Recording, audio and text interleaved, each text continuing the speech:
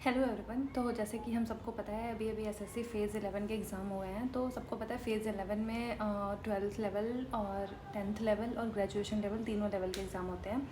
Honestly मैंने ये form नहीं डाला था, बट आप लोगों की तरह मैं भी वो यूट्यूब पे सबके रिव्यूज़ देख रही हूँ कि पेपर का लेवल कैसा आ रहा है, किस टाइप के क्वेश्चंस पूछे जा रहे हैं। और ऑनेस्टली 10th और 12th लेवल तो इतना ज़्यादा खास नहीं था। ग्रेजुएशन लेवल के लिए सब ऐसा बोल रहे हैं कि थोड़ा मॉडरेट टू हाई लेवल है इसका, बट मुझे ऐसा लगता है कि वो ऐसा इसलिए बोल रहे हैं क्योंकि उसमें प्रोबेबिलिटी के क्वेश्चंस हैं, उसमें स्टैट्स के क्वेश्चंस हैं और उसमें कोऑर्डिनेट ज्योमेट्री के क्वेश्चंस हैं।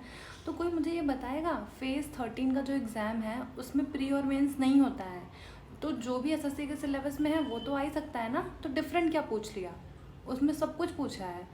तो अब क्योंकि वेंडर भी चेंज हो गया है, हमारा सब कुछ चेंज है इस बार, तो हम लोग इतना नहीं सोच सकते ना कि अपने सिलेबस की चीज़ें छोड़ के जाएंगे क्या एग्ज़ाम देने। पहले ऐसा नहीं था कि प्री का ये सिलेबस ही नहीं है, ऐसा नहीं है, सिलेबस का पार्ट है हमारे। बट ये कुछ सालों से टीसीएस इसको प्री में नहीं पूछती थी क्योंकि जनरली इसके क्वेश्चंस लेंदी होते हैं या फिर ये थोड़ा सा दिमाग लगाने वाला होता है, तो इसको वो प्री में नहीं पूछती थी, इसको मेंस में पूछती थी। बट क्योंकि अब वेंडर चेंज हो गया तो हमें नहीं पता ना वो वेंडर क्या पूछेगा। तो आप लोग क्या करिएगा, आप लोग, मैं तो कहूँगी आपके सिलेबस में जो है वो सब पढ़ के जाओ। पैनिक करने की ज़रूरत नहीं है, क्योंकि पैनिक करने से क्या हो जाएगा, जो चीज़ें हमें आती हैं हम वही करेंगे, जो नहीं आती वो हम नहीं कर पाएंगे। पेपर का टफनेस लेवल थोड़ा बढ़ा दिया गया है क्योंकि इस बार के जो पेपर्स हैं वो एआई सेलेक्ट कर रही है, तो ऑब्वियसली पेपर में चेंजेस तो होने थे क्वेश्चंस में। हमारा वेंडर भी चेंज हो गया है, पहले टीसीएस पेपर कराती थी, अब एडिक्विटी करा रहा है। तो ऑब्वियसली ये तो हमें पहले से ही पता था कि क्वेश्चन जो है थोड़े से चेंज तो आएंगे, उसमें चेंजेस तो आएंगे ही। ऐसा नहीं है कि बिल्कुल पीवाईक्यू जैसे क्वेश्चन आ जाएंगे। तो आप लोगों को डरने की कोई ज़रूरत नहीं है, डरना तो उनको चाहिए जो ऑलरेडी सीजल में सेलेक्ट होके बैठे हैं या आपके फ़ेज़ 11 में सेलेक्ट होके बैठे हैं और उनको वो पुरानी चीज़ें पढ़ के आते थे, 1 महीने की छुट्टी लेते थे, सेम चीज़ रिवाइज़ करके पेपर दे देते थे, क्योंकि यार उनको तो ऑलरेडी रिवाइज़ हुआ पड़ा है। तो डरना उनको है, आप लोगों को नहीं डरना है।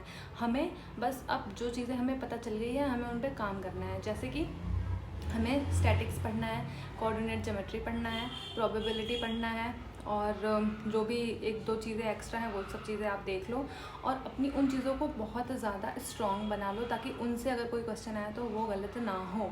हमें जो अपॉर्चुनिटी मिली है हमें उसका फ़ायदा उठाना है, ना कि पैनिक करना है। तो प्लीज़ मेरे पे अभी जैसे कुछ लोग कमेंट्स कर रहे थे कि क्या करें, टफनेस लेवल बढ़ गया है, कुछ नहीं करना है। जो चीज़ें पढ़ रहे थे उन्हीं को पढ़ना है। पेपर का लेवल टफ हुआ है तो सारे क्वेश्चंस नहीं टफ हो जाएंगे, कुछ क्वेश्चंस टफ होते हैं। और आप ये समझो कि जो क्वेश्चन आपसे नहीं बनते हैं उनको पहले भी स्किप करना था, उनको अभी भी स्किप करना है। बट हाँ, जैसे कि मैंने सुना कि कोऑर्डिनेट ज्योमेट्री के 2 से 3 क्वेश्चन आए थे, तो इसको छोड़ के जाना तो यार पागलपंती होगी अगर हमें पहले से ही पता है। तो मैं एक लॉजिक ये भी लग सकता है कि फ़ेज़ 13 का जो पेपर होता है उसमें प्री और मेंस अलग अलग नहीं होते, उसमें एक ही पेपर होता है।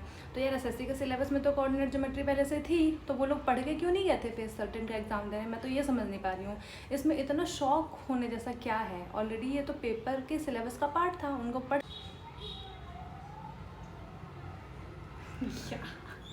तो देखो यार, मैंने जितना समझाना था मैंने समझा दिया। पेपर का लेवल टफ आया है इसका मतलब ये नहीं हम लोग पैनिक करें और पढ़ाई ना करें। तो सबसे पहले जो जो टॉपिक नए आ रहे हैं, इंक्लूड हो रहे हैं, उनको आप कंप्लीट करो जल्दी से जल्दी और उनको रिवीजन करो, क्योंकि प्रोबेबिलिटी जैसी चीज़ कई बार पढ़ोगे तब अच्छे से दिमाग में समझ में आती है। तो ऑल द वेरी बेस्ट सभी को, जल्दी जल्दी अपने टॉपिक कंप्लीट करो और मॉक वगैरह दो, न्यू इंटरफेस पे प्रैक्टिस करो। ये सब बेकार की बातों में टाइम वेस्ट करने का कोई मतलब नहीं। तो आई होप आप लोग इसको फॉलो करेंगे। बाय।